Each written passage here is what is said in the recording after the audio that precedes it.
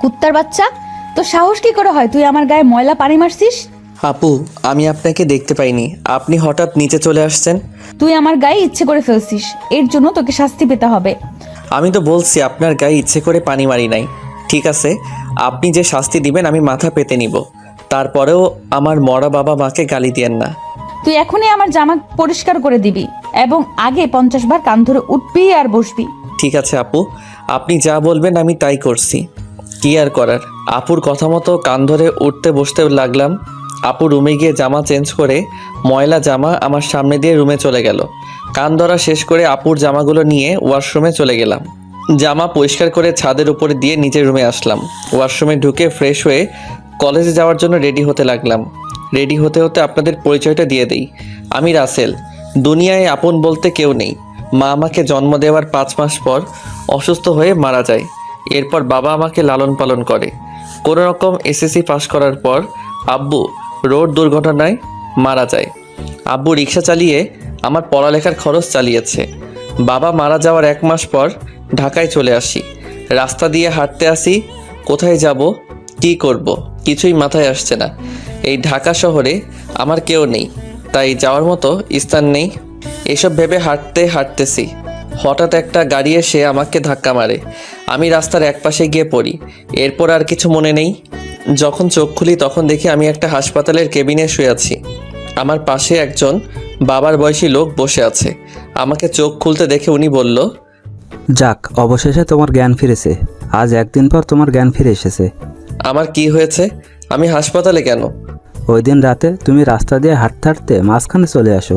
আমার driver control করতে না পেরে তোমাকে ধাক্কা মারে। তারপর আমি আর ড্রাইভার তোমাকে ধরে হাসপাতালে নিয়ে আসি। ও, আপনাকে অনেক ধন্যবাদ আমার জীবন বাঁচানোর জন্য।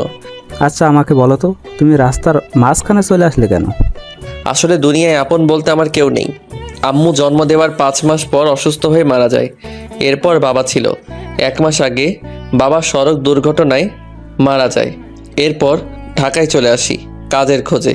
এই ঢাকা শহরে আমার কেউ নেই, তাই কোথায় যাব, কি করব, এসব কিছু ভাবতে ভাবতে হাঁটতেছিলাম। তারপর কি হলো আপনি তো জানেন। কে বলেছে তোমার আপন কেউ নেই? আজকে থেকে আমি তোমার সব। তুমি এখন থেকে আমার বাসায় থাকবে। আপনার পরিবারের মানুষ কি বলবে? আর আপনাকে তো আমি চিনি না। আমার পরিবারে আমি, স্ত্রী এবং একটা মেয়ে আছে। আর আমি হচ্ছি বাংলাদেশের টপ বিজনেসম্যানদের একজন, নাদিয়া গ্রুপ অফ কোম্পানির মালিক রহমান শিকদার। নাদিয়া হচ্ছে আমার মেয়ে। আমি আপনার বাসায় যেতে পারি, কিন্তু আমাকে কোনো কাজ দিতে হবে। তুমি আমাকে আপনি করে বলছো কেন? এখন থেকে আঙ্কেল বলে ডাকবে। আর তোমাকে এখন কোনো কাজ করতে হবে না। তুমি কতটুকু পর্যন্ত পড়াশোনা করেছো? জি, আমি এবার এসএসসি পাস করেছি। ঠিক আছে, তাহলে তুমি আগে পড়ালেখা শেষ করো, তারপর আমার অফিসে চাকরি করবে। আপনি অনেক ভালো মনের মানুষ আঙ্কেল। দুনিয়ায় আপনার মতো মানুষ থাকলে মেধাবী ছেলেগুলো রাস্তায় থাকতে হতো না। আচ্ছা ঠিক আছে, তুমি এখন রেস্ট নাও। আমি ড্রাইভারকে ফোন দিয়ে বলেছি, সে খাবার নিয়ে আসবে। খাবার খেয়ে ওষুধগুলো খেয়ে নিবে। আমি ডাক্তারের কাছে যাচ্ছি। এই কথা বলে আঙ্কেল কেবিন থেকে বেরিয়ে গেল। আজ 2 দিন পর আমাকে আঙ্কেলের বাসায় নিয়ে আসছে। আমাকে আন্টির সাথে পরিচয় করিয়ে দিল। আন্টির কথা শুনে বুঝতে পারলাম উনি আঙ্কেলের মতো অনেক ভালো মানুষ। বিকালে ওনার মেয়ে কলেজ থেকে আসার পর আমাকে তার সাথে পরিচয় করিয়ে দিছে। নাদিয়া আপুর কথা শুনে বুঝতে পারলাম উনিও অনেক ভালো মানুষ। আমাকে কত সহজে আপন করে নিছে। সুন্দরভাবে চলছিল আমার জীবন। আমাকে নাদিয়া আপুর কলেজে ভর্তি করিয়ে দিছে। নাদিয়া আপু প্রতিদিন ওনার সাথে করে কলেজে নিয়ে যায়, আবার নিয়ে আসে। নাদিয়া আপু এবার ইন্টার ফাইনাল ইয়ারে পড়ে, আর আমি প্রথম ইয়ারে। বয়সে আমার চেয়ে 2 বছরের বড় হবে। এইভাবে দেখতে দেখতে 1 বছর কেটে গেল। কিন্তু হঠাৎ নাদিয়া আপুর ব্যবহার অন্যরকম হয়ে গেছে। আজ 1 মাস থেকে আগে তো ভালো ছিল, কিন্তু হঠাৎ এত পরিবর্তন কেন? গতকাল রাতে অনেক বৃষ্টি হয়েছে, তাই ছাদে পাতা পড়ে পানি জমে গেছে। 1 বালতির মতো পানি হবে। আমি পানিগুলো কুড়িয়ে নিচে ফেলে দিলাম। হঠাৎ নিচের দিকে তাকিয়ে দেখি নাদিয়া আপু চোখ মুখ লাল করে দাঁড়িয়ে আছে। এরপর দ্রুত নিচে নেমে আসলাম। তারপর কি হলো আপনারা তো জানেন। আপনাদের সাথে কথা বলতে বলতে রেডি হয়ে নিচে চলে আসলাম।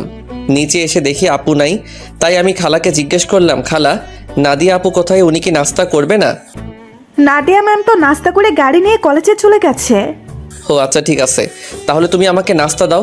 আজকে আমার পাঠক পাঠিকা ভাই বোনদের সাথে কথা বলতে বলতে দেরি হয়ে গেছে। পাঠক পাঠিকা এরা আবার কারা? আরে খালা, যারা আমার গল্প নিয়মিত পড়ে তাদের বলছি। আমি এত কিছু বুঝি না, পড়ালেখা করি নাই, তাহলে বুঝবো কেমনে? তুমি বরং নাস্তা করে তাড়াতাড়ি কলেজে যাও। আমি আর কোনো কথা না বলে নাস্তা করে ব্যাগটা নিয়ে বাসার বাহিরে চলে আসলাম।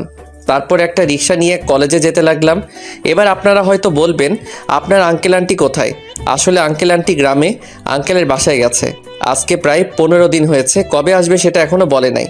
এই 15 দিন নাদিয়া আপু আমাকে গাড়ি করে কলেজে নিয়ে যায়নি। 15 দিন আগে শুধু গাড়িতে করে কলেজে নিয়ে যেত, কিন্তু আসার সময় নিয়ে আসতো না।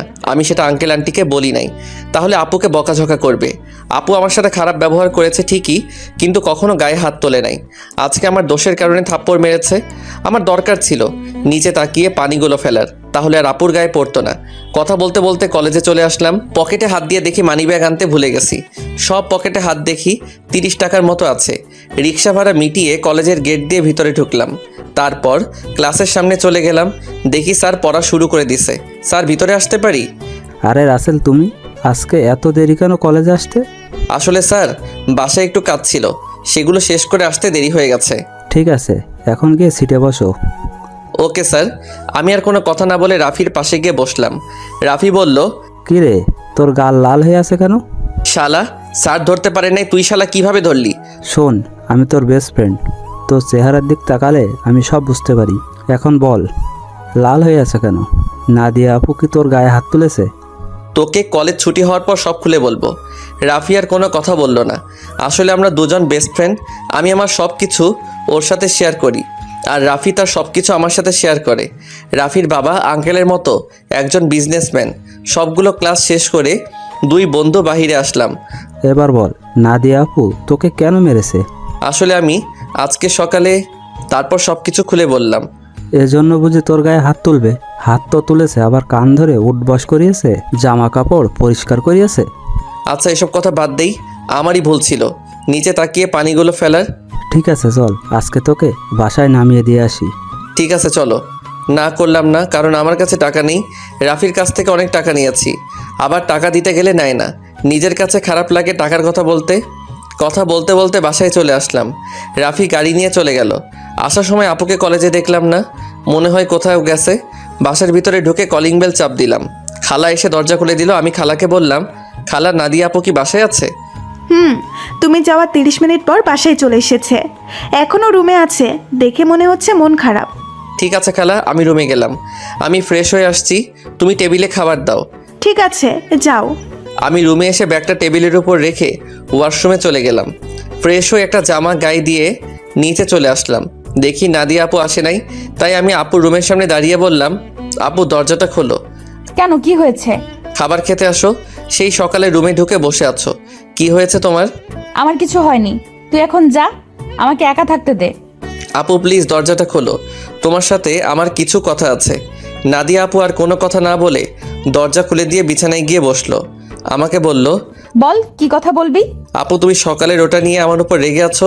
তোমার যদি শাস্তি দেওয়া কম হয় তাহলে তুমি আমাকে আরও শাস্তি দাও, আমি মাথা পেতে নিব। তারপরেও তুমি না খেয়ে থেকো না।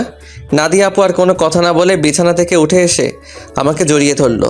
তখন আপু বলল, তুই আমাকে ক্ষমা করে দে রাসেল, আমি তোর উপর রাগ করে নেই।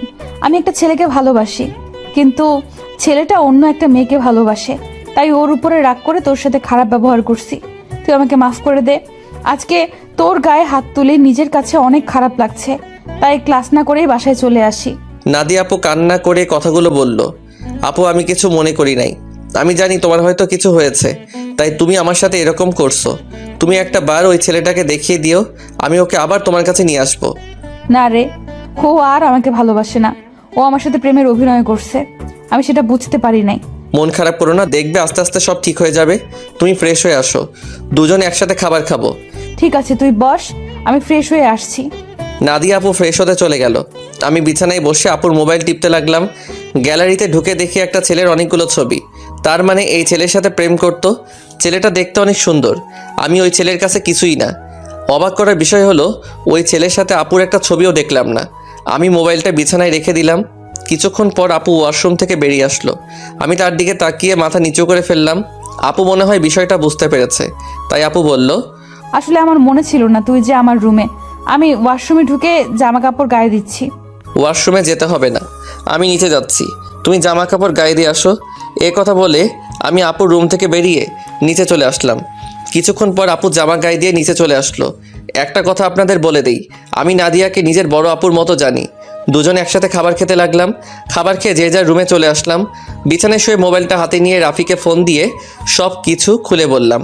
তারপর আরও কিছুক্ষণ কথা বলে ঘুমিয়ে গেলাম। সকালে হঠাৎ কে যেন আমার গায়ে পানি মেরে ভিজিয়ে দিল। আমি এক লাফে উঠে গেলাম। সামনে তাকিয়ে দেখি নাদিয়া আপু হাতে বালতি নিয়ে দাঁড়িয়ে দাঁড়িয়ে হাসতে আসে। তার মানে এটা আপুর কাজ।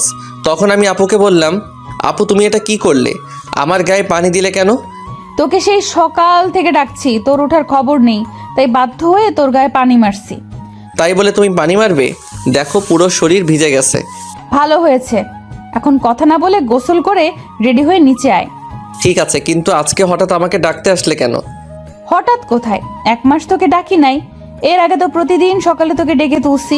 আর কি কারণে তোকে 1 মাস ডাকি নাই সেটা তুই ভালো করেই জানিস। ঠিক আছে তুমি যাও, আমি ফ্রেশ হয়ে আসছি। তাড়াতাড়ি আয়। বলে নাদিয়া আপু রুম থেকে বেরিয়ে গেল। আমি দাঁড়িয়ে না থেকে ওয়াশরুমে ঢুকে গোসল করে রেডি হয়ে কলেজের ব্যাগটা কাঁধে নিয়ে নিচে চলে আসলাম। কিছুক্ষণ পর আপুও আসলো। দুজনে একসাথে নাস্তা করে গাড়ি নিয়ে কথা বলতে বলতে কলেজে চলে আসলাম। আপু গাড়ি পার্কিং করে বলল, তোর ক্লাস শেষ হলে আমার জন্য অপেক্ষা করবি, দুজনে একসাথে বাসায় যাব। ওকে ঠিক আছে। আপু আর কোনো কথা না বলে তার ক্লাসে চলে গেল। হঠাৎ পিছন থেকে রাফি বলল, কিরে কেমন আছিস? এই তো ভালো আছি, তুই কেমন আছিস? আমিও ভালো আছি। আজকে তাহলে আপু তোকে কলেজে নিয়ে আসলো? আপু এখন আগের মতো হয়ে গেছে। এতদিন একটা ছেলের কারণে আমার সাথে খারাপ ব্যবহার করছে। ওই শালাকে যদি সামনে পাইতাম তাহলে অবস্থা খারাপ করে দিতাম। ওসব কথা বাদ দিয়ে এখন ক্লাসে চল। ঠিক আছে চল। আমি আর রাফি ক্লাসে চলে আসলাম। কিছুক্ষণ পর স্যার ক্লাসে আসলো। সবগুলো ক্লাস শেষ করে আমি আর রাফি বাহিরে চলে আসলাম। রাফি তাহলে তুই বাসায় যা, আমি আপুর জন্য অপেক্ষা করছি, দুজন একসাথে বাসায় যাব। ওকে ঠিক আছে। রাফি আমার থেকে বিদায় নিয়ে চলে গেল। আমি আপুর জন্য অপেক্ষা করতে লাগলাম। কিছুক্ষণ পর দেখি আপু তার বান্ধবীদের সাথে ক্লাস থেকে বেরিয়ে আসতেছে। আমাকে দেখে তার বান্ধবীদের বিদায় আমার সামনে আসলো। কিরে, কোন সময় তোর ক্লাস শেষ হয়েছে? এই তো 30 মিনিট আগে। ও, আমার একটা এক্সট্রা ক্লাস ছিল তাই আসতে দেরি হয়ে গেছে। কোনো সমস্যা নেই, তুমি গাড়ি নিয়ে আসো। তুই দাঁড়া, আমি গাড়ি নিয়ে আসছি। আপু গাড়ি নিয়ে আমার সামনে আসলো। তারপর আপুর সাথে সামনের সিটে বসলাম। দুজনে কথা বলতে বলতে বাসায় চলে আসলাম। আপু তার রুমে চলে গেল, আমি আমার রুমে চলে আসলাম। ফ্রেশ হয়ে নিচে এসে আপু আর আমি একসাথে খাবার খেয়ে রুমে চলে আসলাম। দেখতে দেখতে 1 মাস চলে গেল। এখন আপুর সাথে আগের থেকে অনেক ফ্রি হয়ে গেছি। এখন আপু আমার সব সময় খেয়াল রাখে। কলেজে কোনো মেয়ের সাথে কথা বলতে দেয় না, আমাকে শাসনের উপর রাখে। আপুর এসব আমার অনেক ভালো লাগে। আমি আপুকে কিছু বলি না। এখন ওই ছেলের কথা আপু একদম মাথা থেকে ঝেড়ে ফেলে দিছে। আমার সাথে সব সময় দুষ্টমি করে, বড় বোন হিসেবে ছোট ভাইয়ের সাথে করতে পারে। আমি আপুকে সবসময় নিজের বড় বোনের চোখে দেখি। আঙ্কেল আন্টি তারা বাসায় চলে এসেছে। আঙ্কেল এখন আগের মতো অফিস দেখাশোনা করে। আমাদের কলেজ আজকে 1 মাসের জন্য ছুটি দিয়েছে, কারণ কলেজে নতুন করে রং লাগাবে, তাই 1 মাস কলেজ বন্ধ থাকবে। রাতে সবাই একসাথে খাবার খাচ্ছি, তখন আঙ্কেল বলল, শুনেছি তোদের কলেজ নাকি 1 মাসের জন্য বন্ধ থাকবে। আব্বু কলেজে কিছু কাজ করবে তাই বন্ধ দিয়েছে। তাহলে তুই আর রাসেল তোর নানা বাড়ি থেকে কিছুদিনের জন্য ঘুরে আয়। সব সময় তো দুজনেই বাসায় থাকিস, কোথাও যাস না। আমি না হয় যাব, কিন্তু রাসেল কি আমার সাথে যাবে? রাসেল যাবে না কেন? আসলে আন্টি আমার বাসা থেকে বাইরে কোথাও ঘুরতে যেতে ভালো লাগে না। এটা তো আর অন্য কোথাও না, আমার শ্বশুর বাড়ি যেতে বলছি। রাসেল আমার সাথে না গেলে আমিও কোথাও যাব না। ঠিক আছে আপু, আমি তোমার সাথে যাব। এবার খুশি? অনেক খুশি। তাহলে কালকে সকালে তোরা দুজনে রওনা দে। এখন রুমে গিয়ে জামা কাপড় গুছিয়ে রাখিস। আর তোরা কি গাড়ি নিয়ে যাবি? না আব্বু, আমরা বাসে করে যাব। কেউ আর কোনো কথা না বলে খাবার খেতে লাগলো। আমি খাবার খেয়ে রুমে চলে আসলাম। রুমে এসে জামা কাপড় গুছিয়ে রাখলাম। তারপর বিছানায় শুয়ে মোবাইল টিপতে টিপতে ঘুমিয়ে পড়লাম। পরের দিন সকালে আপু এসে আমাকে ডেকে তুললো। আমাকে রেডি হতে বলে তার রুমে চলে গেল। আমি ওয়াশরুমে ঢুকে ফ্রেশ হয়ে রেডি হয়ে জামা কাপড়ের ব্যাগটা নিয়ে চলে আসলাম। নাস্তার টেবিলে দেখে আঙ্কেল আন্টি বসে আছে। আমি একটা চেয়ার টেনে বসলাম। হঠাৎ সিঁড়ির উপরে চোখ পড়তে আমি চমকে উঠলাম। আজকে আপুকে অনেক সুন্দর লাগছে। নীল রঙের একটা জামা গায়ে দিছে। আপুকে নীল রঙের জামাই অনেক সুন্দর লাগছে। আপু আমার সামনে এসে বলল, কিরে, তুই এভাবে হ্যাবলার মতো আমার দিকে তাকিয়ে আছিস কেন? এই আপু আমাকে হ্যাবলা বলবে না, আমি কিন্তু তোমার থেকে অনেক সুন্দর আছি। আর আজকে তোমাকে নীল রঙের জামাই অনেক সুন্দর লাগছে। বাবা, যেই না চেহারা আবার বলে আমার থেকে ওর চেহারা সুন্দর। যা, একটু তোমার রূপের প্রশংসা করলাম, এখন থেকে আর করব না। তোমাকে পুরো পেতনির মতো লাগছে। কি বললি? আমাকে পেতনির মতো লাগছে? প্রথমে প্রশংসা করলাম, কোনো দাম পেলাম না, তাই তোমাকে পেতনি বললাম। আজকে তোকে আমি মেরেই ফেলবো। তোরা কি শয়তানি করবি নাকি নাস্তা করে বেরিয়ে পড়বি? আব্বু তুমি দেখো না, রাসেল আমাকে পেতনি বলছে। ও তোর ছোট, তাই তোর সাথে দুষ্টামি করেছে। এখন কথা না বলে নাস্তা করে বেরিয়ে পড়। নাদিয়া আপু আমার দিকে তাকিয়ে একটা ভেঙচি মেরে একটা চেয়ার টেনে বসে পড়লো। সবাই নাস্তা করতে লাগলাম। নাস্তা খাওয়া শেষ করে আঙ্কেল আন্টির কাছে বলে বাসা থেকে বেরিয়ে আসলাম। তারপর গাড়িতে করে বাস কাউন্টারে চলে আসলাম। ড্রাইভার আমাদের বাস কাউন্টারে নামিয়ে দিয়ে চলে গেল। আসার সময় আঙ্কেল আমার পকেটে কিছু টাকা ঢুকিয়ে দিল। তাই বাস কাউন্টারে গিয়ে টিকিটের জন্য টাকা বের করতে গিয়ে দেখি 15 থেকে 20,000-এর মতো হবে। আমি 2টা টিকিট নিলাম। তারপর টিকিট নিয়ে দুজনে বাসে উঠলাম। দুজনের একসাথে সিট। বাস 20 মিনিট পর ছেড়ে দিল। এই দেখছেন আমি কেমন মানুষ। নাদিয়া আপুর নানার বাড়ির কথা বলতে ভুলে গেছি। আপুর নানার বাড়ি যশোরে। আমি কখনো যাইনি, কিন্তু আপুকে একবার যেতে দেখেছি, তাই আপু সব চিনে। শোন, নানার বাড়িতে গিয়ে কোনো মেয়ের সাথে কথা বলতে পারবি না, আর রিয়ার থেকে দূরে দূরে থাকবি। আমি কি আর কখনো তোমার নানার বাড়ি গেছি? আমি তো কাউকে চিনি না। আর এই রিয়াটাকে? রিয়া হচ্ছে আমার মামাতো বোন, ও তোর সেম ক্লাসে পড়ে। ঠিক আছে, কিন্তু ও যদি আমার সাথে কথা বলতে আসে তখন কি করব? তুই বলবি না। আমি যদি না কথা বলি তাহলে বলবে আমি বোবা, আর না হয় বলবে আমি বেশি ভাব দেখাই। কথা বলবি, কিন্তু বেশি কথা বলতে পারবি না। ঠিক আছে। আমি মনে মনে বললাম, আগে তো রিয়া মেয়েটাকে একবার দেখি, পছন্দ হলে তার সাথে প্রেম করব। এই নাদিয়া আপুর জন্য আজ পর্যন্ত কোনো মেয়ের সাথে প্রেম করতে পারলাম না। তো যাই হোক, দুজনে কানে হেডফোন লাগিয়ে গান শুনতে লাগলাম। বাস এসে একটা রেস্টুরেন্টে থামলো। তখন আমি নাদিয়া আপুর দিকে তাকিয়ে দেখি ঘুমিয়ে আছে। আমি আপুকে ডাক দিলাম। আপু চোখ খুলে বলল, কিরে ডাকছিস কেন? আপু, বাস একটা রেস্টুরেন্টে থামছে, চলো দুজনে খাবার খেয়ে নেই। ঠিক আছে চল। নাদিয়া আপু আর আমি বাস থেকে নেমে রেস্টুরেন্টের ভিতরে ঢুকে গেলাম। আপু ওয়াশরুমে ঢুকে ফ্রেশ হয়ে আসলো। আমিও অন্য একটা ওয়াশরুমে ঢুকে ফ্রেশ হয়ে আসলাম। দুজনে গিয়ে একটা টেবিলে গিয়ে বসলাম। আপু ওনার মতো করে অর্ডার করলো, আমি আমার মতো করে অর্ডার করলাম। কিছুক্ষণ পর ওয়েটার খাবার নিয়ে আসলো। দুজনে খাবার খেতে লাগলাম।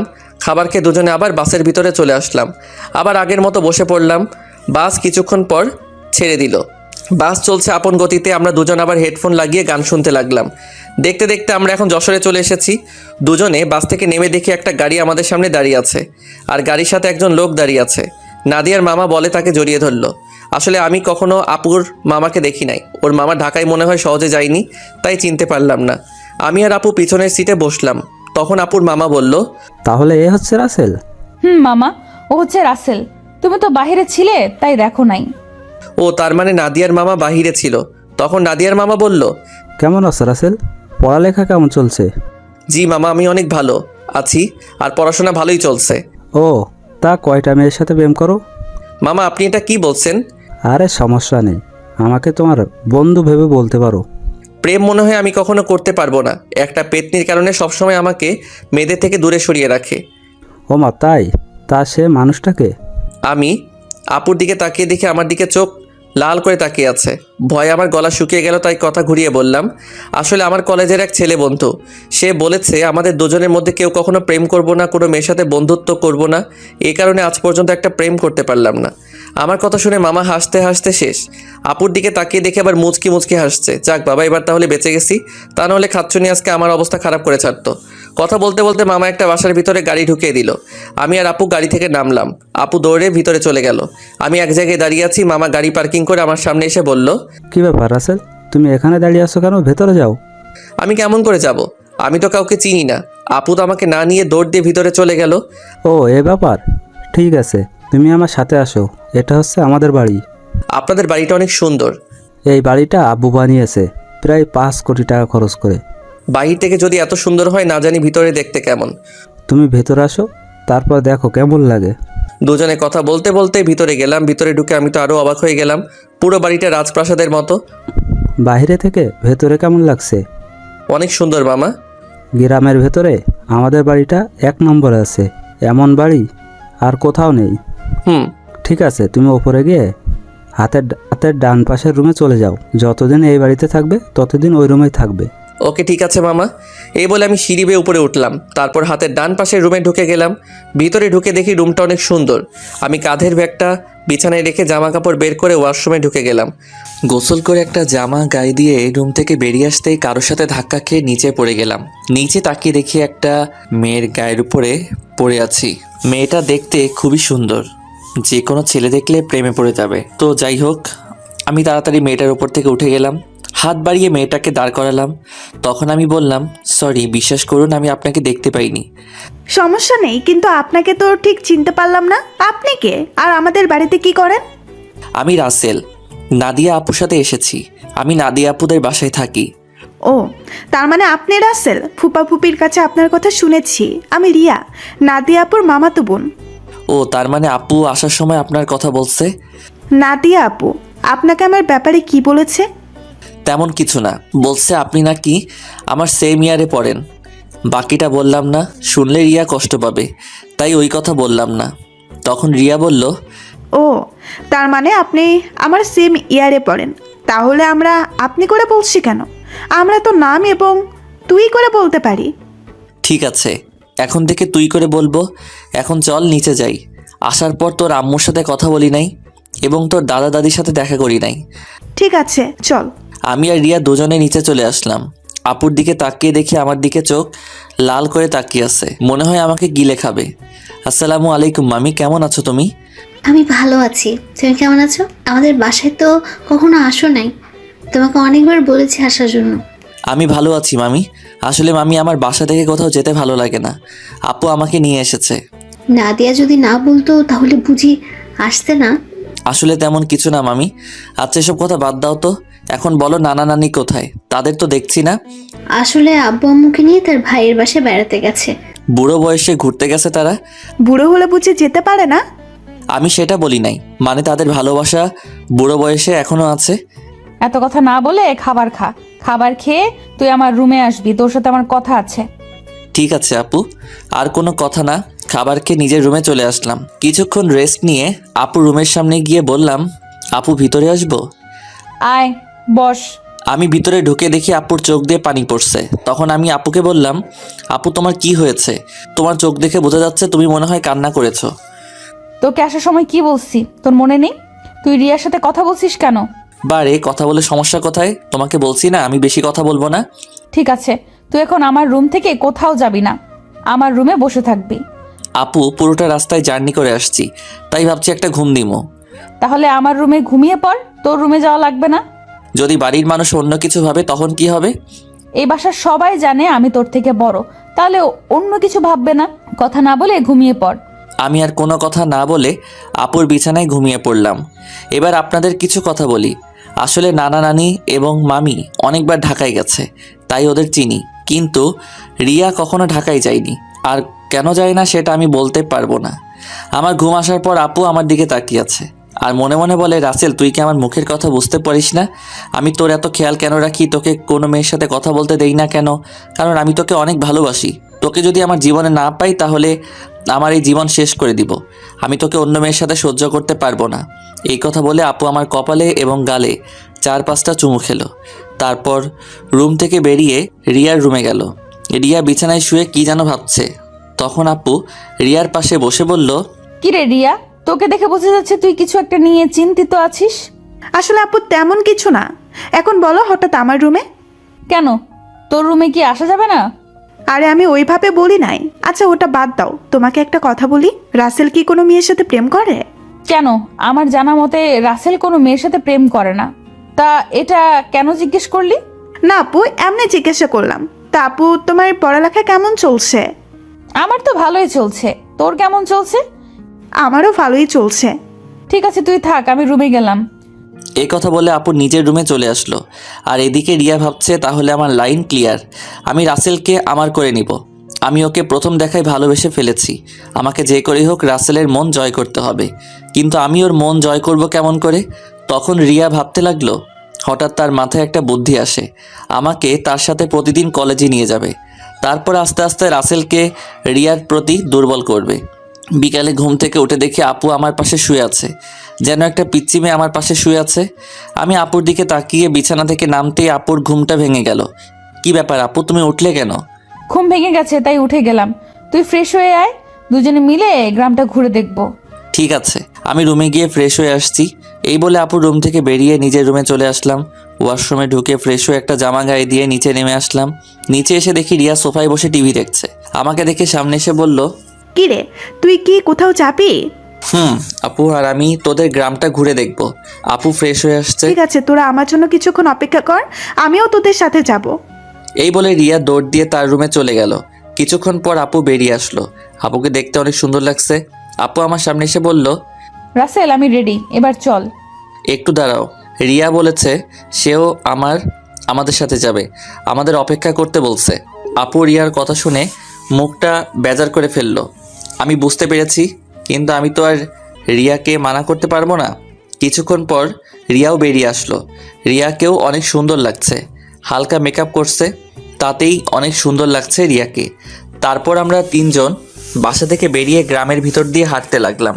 গ্রামের দৃশ্য দেখতে অনেক সুন্দর, মন চায় সারাটা দিন সবুজ শ্যামলে গ্রামটা ঘুরে দেখতে। কি সুন্দর বাতাস বয়ে যাচ্ছে, বাতাসে আপু এবং রিয়ার চুল উঠছে। তাদের দিকে তাকিয়ে দেখে ওরা দুজন আমার দিকে তাকিয়ে আছে। আমি তো কিছুই বুঝতে পারলাম না। ঘুরতে ঘুরতে রাত 8টা বেজে গেল। আসলে আমরা রিয়াদের বাজারে আসছি, এখানে ফুচকা আইসক্রিম খেয়েছি। আপু বেশি খাইনি, চেহারাটা কেমন করে যেন রেখেছে, মনে হয় রিয়াকে সাথে করে আনার জন্য মন খারাপ করে ফেলছে। তো যাই হোক, তিনজনে হাঁটতে হাঁটতে বাসায় চলে আসলাম, যে যার রুমে চলে আসলাম। আমি ওয়াশরুমে ঢুকে ফ্রেশ হয়ে নিচে চলে আসলাম, সবার সাথে খাবার খেতে লাগলাম। আপু খাবার খাচ্ছে না, হঠাৎ হাত ধুয়ে রুমে চলে গেল। আমি হালকা কয়টা খাবার খেয়ে আপুর রুমে চলে আসলাম। রুমে এসে দেখে আপু বিছানায় শুয়ে আছে। আমি আপুর সামনে গিয়ে বললাম, আপু আমি রিয়াকে আমাদের সাথে যেতে বলি নাই, সে নিজে এসেছে আমাদের সাথে। আপু কোনো কথা বলছে না, আবার অন্যদিকে মুখ ঘুরিয়ে নিল। এবার আমি আপুকে আমার দিকে ঘুরিয়ে বললাম, আপু তুমি কি আমার উপর রেগে আছো? প্লিজ, তুমি এভাবে মন খারাপ করে থাকলে আমার কাছে একটু ভালো লাগে না। হঠাৎ আপু আমার সাথে এমন কিছু করবে সেটা আমি কখনো ভাবতে পারিনি। আপু আমাকে জড়িয়ে ধরে ঠোঁটের সাথে ঠোঁট লাগিয়ে পাগলের মতো কিস করতে লাগলো। আমি ছাড়ার চেষ্টা করছি, কিন্তু আপু আমাকে শক্ত করে ধরে আছে। প্রায় 5 মিনিট পর ছেড়ে দিয়ে কান্না করতে করতে বলল, তুই কি কিছু বুঝিস না আমি কেন তোকে অন্য মেয়ের সাথে কথা বলতে দিই না? তোকে সব সময় চোখে চোখে রাখি, তোর এত কেয়ার করি কারণ আমি তোকে ভালোবাসি। আমি তোকে অন্য মেয়ের সাথে কথা বলতে দেখলে সহ্য করতে পারি না। আমি তোকে অনেক ভালোবাসি রাসেল। আমি তো আপুর কথা শুনে অবাক হয়ে গেলাম। আপু এটা কি বলছে? তখন আমি আপুকে বললাম, আপু তোমার মাথা কি ঠিক আছে? তুমি এটা কি বলছো? আমি তোমাকে বড় বোনের মতো সম্মান করি। আমি মনে করছি তুমি আমাকে ছোট ভাই হিসেবে এত কেয়ার এবং খেয়াল রাখো। না, আমি তোকে ভালোবাসি বলে এত কেয়ার এবং খেয়াল রাখি। প্লিজ রাসেল, তুই আমাকে ফিরিয়ে দিস না। আপু এটা কখনো সম্ভব নয়, তুমি আমার 2 বছরের বড়। এটা পরিবারের এবং আঙ্কেল আন্টি কখনো মেনে নিবে না। সমাজের মানুষ নানান ধরনের কথা বলবে। আমি পারবো না তোমাকে ভালোবাসতে। তুই যদি আমাকে ভালো না বাসিস তাহলে আমি নিজেকে শেষ করে দিব। আমি তোকে ছাড়া বড় অসহায়, আমি তোকে ছাড়া থাকতে পারবো না। এই তোমাদের মতো মেয়েদের বাংলা সিনেমার মতো একটা ডায়লগ আছে, কাউকে নিজের করে না পেলে আত্মহত্যা করবে, হাত কেটে ফেলবে, ছাদ থেকে লাফ দিবে, এমনকি বিষ খাবে। এগুলো ছাড়া আর কি তোমরা কিছু করতে পারো না? যাকে ভালোবাসি তাকে যদি নিজের করে না পাই, তাই মেয়েরা এসব করতে বাধ্য হয়। আমি তোকে সত্যি অনেক ভালোবাসি। আপু আমি তোমাকে বোনের মতো জানি, আমি তোমাকে কখনো ভালোবাসতে পারবো না। তুমি এসব বিষয়ে আমার সাথে কথা বললে আমি তোমাদের সবাইকে ছেড়ে চলে যাব। না না, তুই কোথাও যাস না। তোকে না দেখলে আমি থাকতে পারবো না। ঠিক আছে, আমি আর কখনো তোকে ভালোবাসার কথা বলবো না। কথাটা যেন মনে থাকে, আগে যেভাবে চলতে এখনও সেভাবে চলবে। আমি এখন রুমে গেলাম। এই বলে নিজের রুমে চলে আসলাম। রুমে এসে বিছানায় শুয়ে আপুর কথাগুলো ভাবতে লাগলাম। আপু এটা কেমন করে বলল? আঙ্কেল আন্টি যদি জানতে পারে তাহলে আমাকে বাসা থেকে বের করে দিবে। তারপর আমি কোথায় যাব? এই সব কিছু ভাবতে ভাবতে কখন যে ঘুমিয়ে গেছি মনে নাই। সকালে রিয়া রুমে এসে ডাকতে লাগলো। ওই রাসেল, ওর তাড়াতাড়ি। কি হয়েছে, ডাকছিস কেন? আজকে তুই আমার সাথে কলেজে যাবি, তাই তোকে ডাকতে আসলাম। আমি তোর কলেজে যাব কেন? আমি তো তোর কলেজে পড়ি না। সেটা তো আমি জানি, তোকে আমাদের কলেজটা ঘুরে দেখাবো। তাড়াতাড়ি ওঠ। ঠিক আছে তুই যা, আমি ফ্রেশ হয়ে আসছি। রিয়া আর কোনো কথা না বলে আমার রুম থেকে বেরিয়ে গেল। আমি বিছানা থেকে উঠে ওয়াশরুমে ঢুকে ফ্রেশ হয়ে রেডি হয়ে নিচে চলে আসলাম। নিচে এসে দেখি মামা মামি নাস্তার টেবিলে বসে আছে। আমি গিয়ে একটা চেয়ার টেনে বসলাম। অনেক ভালো ঘুম হয়েছে মামা। তা তুমি এত সকালে ঘুম থেকে উঠলে কেন? রিয়া আমাকে ঘুম থেকে উঠিয়ে দিল তার সাথে কলেজে যাওয়ার জন্য। আমাকে নাকি তাদের কলেজটা ঘুরে দেখাবে। ও ঠিক আছে, তোমরা নাস্তা করো, আমি নাদিয়াকে ঘুম থেকে ডেকে তুলছি। আপু এখনো ঘুম থেকে উঠে নাই। এখনো তো উঠে নাই, গতকাল রাতে অল্প কয়টা খাবার খেয়েছে। মেয়েটার হঠাৎ কি হলো? কি আর হবে, মনে হয় ভালো লাগছে না তাই খাবার কম খেয়েছে। হঠাৎ রিয়া এসে একটা চেয়ার টেনে আমার পাশে বসলো। তখন রিয়া বলল, কি হয়েছে আম্মু? তোমরা কি নিয়ে কথা বলছো? আপুর আবার কি হবে? কালকে তো আমাদের সাথে সুন্দরভাবে ঘোরাঘুরি করছে, মনে হয় অনেক হাঁটাহাঁটি করাতে শরীর খারাপ লাগছে। হয়তো তাই হবে। ঠিক আছে, তোরা নাস্তা করে কলেজে যা। আমি নাদিয়ার ঘুম থেকে উঠলে তাকে জিজ্ঞেস করব। কেউ আর কোনো কথা না বলে নাস্তা খেতে লাগলো। আর আমি তো জানি আপু কেন এমন করছে। আপু যেটা চাচ্ছে সেটা কখনোই সম্ভব নয়। আমি কখনো আপুকে ওই রকম চোখে দেখি নাই। রিয়া আর আমি নাস্তা করে মামাকে বলে বাসা থেকে বেরিয়ে আসলাম। তখন রিয়া বলল, আচ্ছা রাসেল, দেখ তো আমাকে কেমন লাগছে। আমি তো এতক্ষণ রিয়ার দিকে খেয়াল করি নাই। আজকে রিয়াকে অনেক সুন্দর লাগছে। রিয়ার সৌন্দর্য ফুটে তুলছে তার ঠোঁটের পাশের তিলটাই। তখন আমি বললাম, আজকে তোকে অনেক সুন্দর লাগছে। যে কোনো ছেলে দেখলে প্রেমে পড়ে যাবে। কোনো ছেলে পড়ার দরকার নেই, তুই বললেই হবে।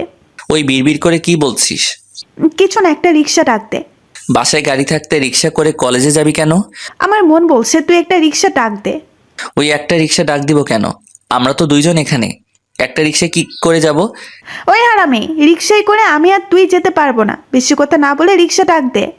ঠিক আছে দিচ্ছি। একদিনের পরিচয়, তুই আমার সাথে এইভাবে ঝগড়া করছিস?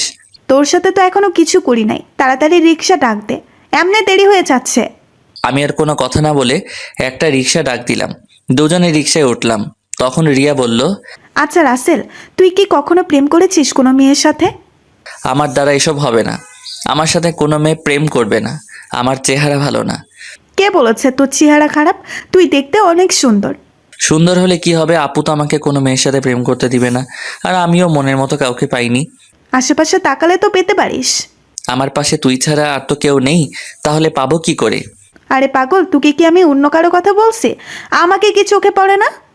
কিরে চুপ করে আছিস কেন? তোর কলেজ আর কত দূর? এই তো সামনেই। তারপর দুজনে কথা বলতে বলতে রিয়ার কলেজের সামনে চলে আসলাম। আমি রিক্সা ভাড়া দিলাম। রিয়া আমাকে মানা করছে, কিন্তু তারপরেও আমি ভাড়া দিছি। দুজনে গেট দিয়ে কলেজের ভিতরে ঢুকলাম। হঠাৎ কয়টা মেয়ে আমাদের সামনে আসলো। তাদের একটা মেয়ে বলল, কি রে রিয়া, তোর সাথে উনি কে? আগে তো কখনো দেখিনি। আরে আমার মনে হয় কি, আমাদের রিয়ার বয়ফ্রেন্ড। দেখতে কিন্তু অনেক সুন্দর। যদি রিয়ার আগে আমি দেখতাম তাহলে ওর সাথে প্রেম করতাম। ও আইসে, তোর যে চেহারা, এই চেহারার এরকম ছিল কখনো পাবি না। ওই তোরা কি চুপ করবি? ঋতু মিতু, তোরা জানিস ওকে? ও হচ্ছে আমার ফুফাতো ভাই রাসেল। তুই তো কখনো আমাদের তোর ফুফাতো ভাইয়ের কথা বলিস নাই। আমি যদি জানতাম আমার ফুফাতো ভাই আছে তাহলে তো তোদের অবশ্যই বলতাম। তোরা তো আমার ফুফাতো বোন নাদিয়া আপুকে চিনিস, ওনার ছোট ভাই। ও আচ্ছা, তা ভাইয়া কেমন আছেন?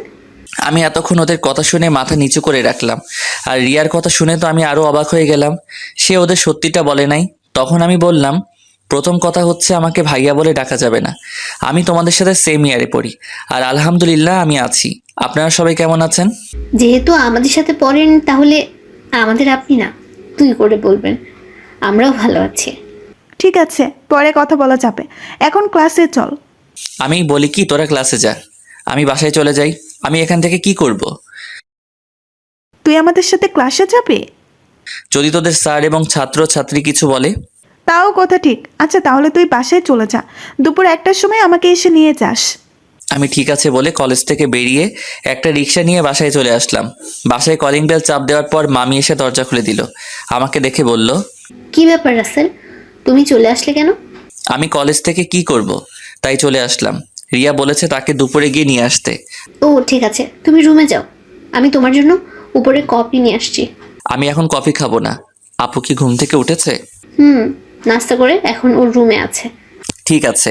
আমি আপুর রুমে গেলাম বলে ভিতরে ঢুকে আপুর রুমে চলে গেলাম। আপুর রুমে এসে দেখি কার সাথে যেন মোবাইলে হেসে হেসে কথা বলছে। আমাকে দেখে ফোনটা কেটে দিল। তখন বলল, তুই আমার রুমে কেন এসেছিস? আমি তোমার রুমে আসলে সমস্যা কোথায়? আর তুমি কার সাথে কথা বলছো? সেটা কি তোকে বলতে হবে? আপু তুমি আমার সাথে এভাবে কথা বলছো কেন? তোর সাথে আমার কথা বলতে ভালো লাগছে না, তুই আমার রুম থেকে বেরিয়ে যা। আমি আর কোনো কথা না বলে আপুর রুম থেকে বেরিয়ে আমার রুমে চলে আসলাম। বিছানায় বসে ভাবতে লাগলাম, আপুর হঠাৎ কি হলো? আমার মনে হয় তার ভালোবাসা অ্যাকসেপ্ট না করার কারণে আমার উপর রেগে আছে। আপুর এমন কথায় কেন জানি আমার অনেক খারাপ লাগছে। পরে ভাবলাম, রাগ করলে করুক, কিছুদিন পর এমনি ঠিক হয়ে যাবে। আর কিছু না ভেবে একটা ঘুম দিলাম। দুপুরের দিকে ঘুম থেকে উঠে দেখি 1:10 বাকি আছে। তাই কোনো রকম ফ্রেশ হয়ে মামিকে বাসা থেকে বেরিয়ে একটা রিক্সা নিয়ে রিয়ার কলেজের সামনে চলে আসলাম। কলেজের সামনে এসে দেখি রিয়া তার বান্ধবীদের সাথে বাহিরে দাঁড়িয়ে আছে। আমাকে দেখে ঋতু আর মিতুর থেকে বিদায় নিয়ে আমার সাথে রিক্সায় উঠে বসলো। তোর আসতে লেট হলো কেন? আসলে কলেজ থেকে গিয়ে ঘুমিয়ে পড়েছি, উঠতে একটু দেরি হয়ে গেছে, তাই আসতে একটু দেরি হয়েছে। ও, তারপর দুজনে কথা বলতে বলতে বাসায় চলে আসলাম। এবার রিয়া আমাকে রিক্সা ভাড়া দিতে দিল না, রিয়া এবার রিক্সা ভাড়া দিল। তারপর দুজনে বাসার ভিতরে ঢুকে যে যার রুমে চলে গেলাম। দেখতে দেখতে 10টা দিন চলে গেল। রিয়া আর তার বান্ধবীদের সাথে ভালো বন্ধুত্ব হয়েছে, কিন্তু আপু আমার সাথে ঠিকভাবে কথা বলে না। সবসময় কার সাথে যেন ফোনে হেসে হেসে কথা বলে। আপুর এড়িয়ে চলা আমার অনেক খারাপ লাগে। এখন কেন জানি আপু ফোনে কারোর সাথে হেসে হেসে কথা বললে আমার কেমন জানি লাগে। রাতে সবাই মিলে খাবার খেতে লাগলাম। তখন নাদিয়া আপু বলল, মামা মামি আমি কালকে ঢাকায় ফিরে যাব, আমার জরুরি কাজ আছে। তুই যাবি মানে? তাহলে রাসেল কি করবে? ও যাবে কিনা সেটা বলতে পারে। রাসেল তুমি কি বলো, নাদিয়ার সাথে কি তুমি যাবে নাকি তুমি আরো কিছুদিন থাকবে? না মামা মামি, আমিও আপুর সাথে কালকে চলে যাব। আমি থেকে কি করব? তা গাড়ি নিয়ে যাবে নাকি বাসে করে যাবে? না মামা, আমরা বাসে করে যাব। তুমি ড্রাইভারকে বলে দিও আমাদের বাস কাউন্টারে নামিয়ে দিতে। হঠাৎ রিয়ার আবার কি হলো? ও খাবার না খেয়ে রুমে চলে গেল কেন? সেটা আমি বলবো কেমন করে? তুমি গিয়ে তোমার মেয়েকে জিজ্ঞেস করো। ঠিক আছে, ওর সাথে পরে কথা বলবো, এখন খাবার খাও। সবাই খাবার খেতে লাগলো। আমি খাবার খেয়ে রুমে চলে আসলাম। রুমে এসে দেখি টেবিলের উপর একটা কাগজ, লেখা আছে, রাসেল তুই একটু ছাদে আয়, আমি রিয়া তোর সাথে কিছু কথা আছে। রিয়া হঠাৎ আমাকে ছাদে যেতে বলল কেন? আমি আর কোনো কিছু না ভেবে রুম থেকে বেরিয়ে ছাদে চলে গেলাম। ছাদে নিয়ে দেখি রিয়া ছাদের একটা কোথায় অন্যদিকে তাকিয়ে আছে। আমি রিয়ার সামনে গেলাম, তারপর রিয়াকে বললাম, বল আমাকে ছাদে আসতে বললি কেন? রিয়া আমার দিকে ঘুরে তাকালো।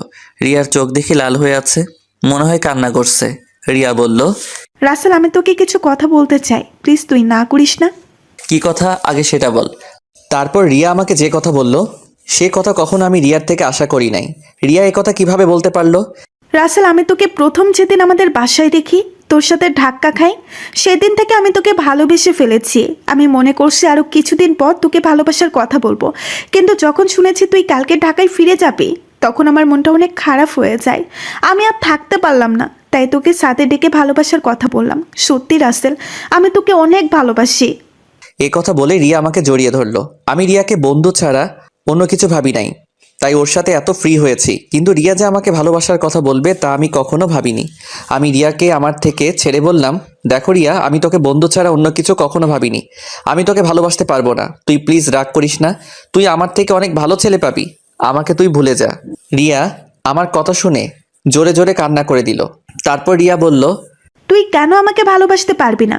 আমি কি দেখতে খারাপ? কেন ভালোবাসতে পারবো না সেটা আমি বলতে পারবো না, আর তুই দেখতে অনেক সুন্দর। ঠিক আছে, জোর করে তো আর কারো ভালোবাসা পাওয়া যায় না, কিন্তু আমি তোকে কখনো ভুলতে পারবো না।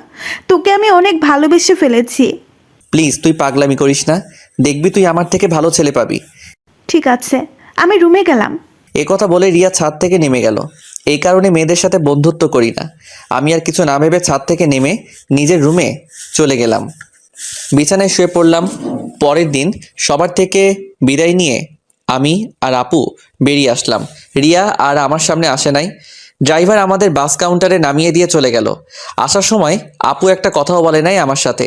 আপুর এত পরিবর্তনে আমার অনেক খারাপই লাগছে। আপুর দুষ্টুমিগুলো কেয়ার করা সব কিছুই মিস করছি। আগে ঢাকায় ফিরে যাই, তারপর আপুর সাথে কথা বলবো। টিকিট কেটে দুজনে বাসে উঠলাম। দুজনে সিট একসাথে পড়েছে। আপু জানালার পাশে গিয়ে বসলো। দেখতে দেখতে আমরা ঢাকায় এসে পৌঁছে গেলাম। ড্রাইভার আঙ্কেল আমাদের নেওয়ার জন্য গাড়ি নিয়ে অপেক্ষা করছে। আমি আসার সময় ড্রাইভার আঙ্কেলকে ফোন দিয়ে আসতে বলেছি। দুজনে বাস থেকে নেমে গাড়িতে গিয়ে বসলাম। আমি ড্রাইভার আঙ্কেলের সাথে সামনের সিটে বসলাম, আপু পিছনের সিটে গিয়ে বসলো। আপুর দিকে তাকিয়ে দেখি কার সাথে যেন মোবাইলে চ্যাটিং করছে। আমি আপুর থেকে চোখ সরিয়ে নিলাম। কিছুক্ষণ পর বাসায় চলে আসলাম। আপু গাড়ি থেকে নেমে ভিতরে চলে গেল। আমি জামা কাপড়ের ব্যাগ নিয়ে ভিতরে গেলাম।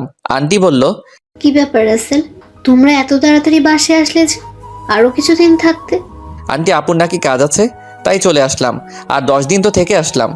ঠিক আছে, তুমি রুমে গিয়ে ফ্রেশ হয়ে আসো, আমি টেবিলে খাবার দিচ্ছি। ঠিক আছে আন্টি, এই বলে নিজের রুমে চলে আসলাম। রুমে এসে ওয়াশরুমে ফ্রেশ হয়ে নিচে চলে আসলাম। একটা চেয়ার টেনে বসলাম। আপুকে দেখলাম না টেবিলে, তখন আমি আন্টিকে বললাম, আন্টি আপু কোথায়? আপু খাবার খাবে না? ও তো খাবার খেয়ে রুমে চলে গেছে, তুমি খেয়ে নাও। ও, আমি আর কোনো কথা না বলে খাবার খেয়ে রুমে চলে আসলাম। দেখতে দেখতে আরও 10টা দিন চলে গেল। আপুর সাথে কথা বলতে গেলে আমার সাথে কথা বলে না। এই 10টা দিন অনেক কষ্টেই কেটেছে। রিয়াদের বাসায় তেমন কষ্ট পাইনি, কারণ রিয়ার সাথে দুষ্টমি করতে করতে দিন পার হয়ে গেছে। কিন্তু এখানে তো আপুই আমার সাথে সবসময় দুষ্টমি করতো। আমি এখন বুঝতে পেরেছি, আপুর সাথে কথা না বলতে পারলে আমি অচল। আপুর আগের দুষ্টমিগুলো খুব মিস করছি। আমার মনে হয় আমিও আপুকে ভালোবেসে ফেলেছি, কিন্তু আন্টি আঙ্কেল কি আমাদের মেনে নেবেন? সমাজের মানুষ কি বলবে? আপুকে দেখি এখন সবসময় হাসি খুশিই থাকে, কার সাথে যেন মোবাইলে সারাদিন কথা বলে। আপু কি তাহলে অন্য কাউকে ভালোবাসে? না, আমার মনের কথা আপুকে খুলে বলতেই হবে। রাতে রাফিকে ফোন দিয়ে বললাম কলেজের সামনে দেখা করতে। রাফিকে বলে দেখি সে কি বলে। আমি একটা জামা গায়ে দিয়ে বাসা থেকে বেরিয়ে একটা রিক্সা নিয়ে কলেজের সামনে চলে গেলাম। কিছুক্ষণ পর দেখি রাফি বাইক নিয়ে আমার সামনে আসছে। রাফি বাইক সাইড করে আমার সামনে এসে বলল, কিরে, হঠাৎ জরুরি দেখা করতে বললি কেন? আসলে তোর সাথে একটা কথা আমি শেয়ার করি নাই, এখন না করে পারছি না। কি কথা বল। তাহলে শোন। তারপর রিয়াদের বাসা এবং আপুদের বাসা থেকে সব কিছু খুলে বললাম। এখন তুই বল আমি কি করব? আঙ্কেল আন্টি যদি জানতে পারে তাহলে তো আমাকে বাসা থেকে বের করে দিবে। তখন আমি কোথায় যাব? তোর এই বন্ধু থাকতে তোর কোনো সমস্যা নেই। তুই আপুকে তোর মনের কথা খুলে বল, পরেরটা পরে দেখা যাবে। আপুকে এখন আমাকে ভালোবাসবে? আমি তো তার মনে কষ্ট দিছি। হয়তো কিছুদিন তোর সাথে অভিমান করে থাকবে, তারপর এমনিই অ্যাকসেপ্ট করে নিবে। আমার মনে হয় আপু অন্য কোনো ছেলেকে ভালোবাসে। সারাদিন দেখি কার সাথে যেন মোবাইলে হেসে হেসে কথা বলে। আগে তুই আপুকে মনের কথা খুলে বল, তারপর দেখ আপু কি বলে।